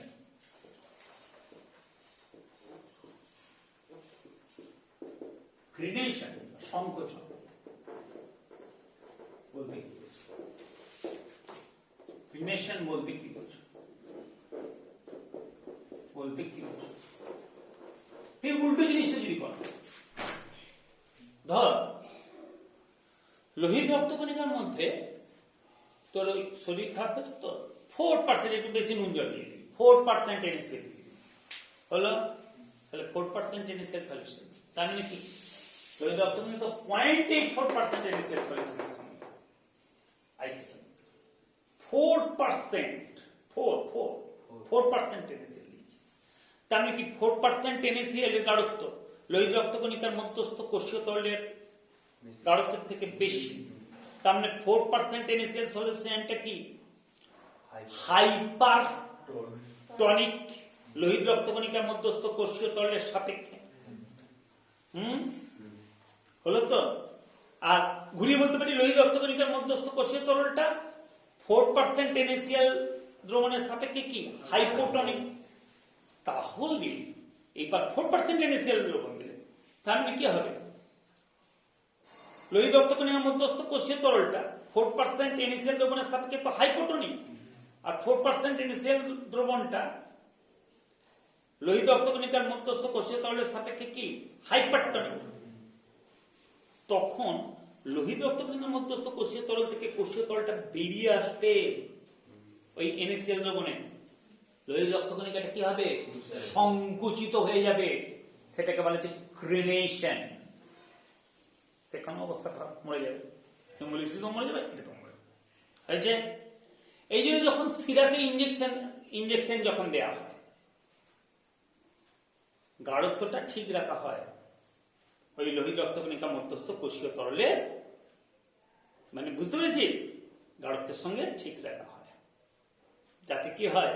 অসমোসিসটা না হয়। হয়েছে? হলো? দেখ, এ থেকে কতগুলো ছোট ছোট কোশ্চেন। গলায় হলে গার্গেল করা হয়, এগুলো মুখস্থ করিস তো, কিন্তু বুঝে গেলে খুব খুব গলায় মানে গার্গেল করা হচ্ছে। অ্যাকচুয়ালি কি, গলায় যখন ইনফেকশন হচ্ছে তার মানে কি হচ্ছে? গলার ওই কোষগুলোতে মানে কি হচ্ছে? অ্যাকচুয়ালি সর্দি যেটা কি হচ্ছে, জলটা তো ঠিক আছে, ওই কোষীয় তরল জমছে তো, এবার নুন জল দিয়ে গার্গেল করা হচ্ছে। গলা কোষগুলোতে ওই জল জমেছে সর্দিতে যেটা, হ্যাঁ, নুন জল দিয়ে গার্গেল করা হচ্ছে। নুন জলের গাঢ়ত্বটা বেশি, তাহলে ওই যে গলার মধ্যস্থ ওই যে কোষীয় তরলটার গাঢ়ত্বটা কম, হাইপোটনিক, আর নুন জলটা কি হয়ে যাচ্ছে? হাইপারটনিক। তাহলে ওইখান থেকে ওই কোষীয় তরলটা বেরিয়ে আসবে, মানে যেটার জন্য আমার গলায় লাগছিল। বুঝতে পেরেছিস? নুন জল দিয়ে গার্গেল করা হয় কেন? সিরাপে ইনজেকশন দেওয়ার সময় এটা ইয়ে করা হয় কেন? ঠিক আছে? যাদের ব্লাড প্রেসার আছে তাদেরকে নুন খেতে বারণ করা হয় কেন? একই ব্যাপার। নুনটা খেলে কি হবে? গাঢ়ত্বটা তো বেড়ে যাবে, এমনি তো তাদের ঠিক আছে, তাহলে গাঢ়ত্বটা বেড়ে যাবে। তার মানে কি হয়ে যাবে? ওই একই ব্যাপার। তার মানে সেটা কি হয়ে যায় যে ওই যে গাঢ়ত্ব বেড়ে গেলি তখন অসমোসিস আরম্ভ হয়ে গেলি, তখন কি ব্যাপারটা বুঝতে পেরেছিস তো? তার মানে কোনটা? লোহিত রক্তকণিকা তখন কি হয়ে যাচ্ছে? লোহিত রক্তকণিকা তখন হাইপোটনিক। আর বেশি নুন খাচ্ছিস, হাইপারটনিক, বিশেষ করে ব্লাড প্রেসার যাদের, ঠিক আছে, তখন এই ক্রিনেশনটা আরম্ভ হয়ে যেতে পারে। ঠিক আছে? লোহিত রক্তকণিকার মধ্যস্থ কোষীয় তলটা বেরিয়ে আসতে পারে। ঠিক আছে? সেজন্য উচ্চ ব্লাড প্রেসার যুক্ত রোগীদের নুনটা খেতে বেশি বারণ করা হয়। হলো এই সমস্ত কোশ্চেন গুলো আছে। রিভার্স অসমোসিস বলে একটা টার্ম আছে, এটা কি আর কিছু না, যেটা আরো মেশিন বলে না, আরো মেশিন রিভার্স অসমোসিস, ঠিক আছে। রিভার্স অসমোসিস বিপরীত বিস্তারণ, রিভার্স অসমোসিস বিপরীত বিস্তারণ, এটা কিচ্ছু নয় রে বাবা।